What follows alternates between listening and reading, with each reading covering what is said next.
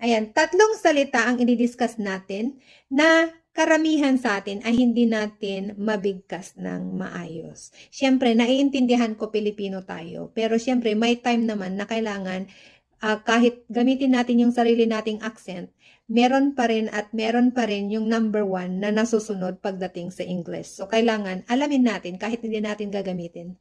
So, yung una po ay entity. Ayan, yung spelling.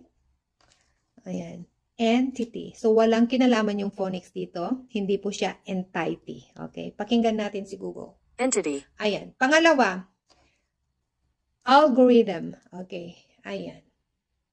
So, hindi po siya algorithm. So, yung TH po ay, isa-isip natin ay, ang bigkas ay letter D. Ayan. Pakinggan natin si Google. Ayan. Algorithm.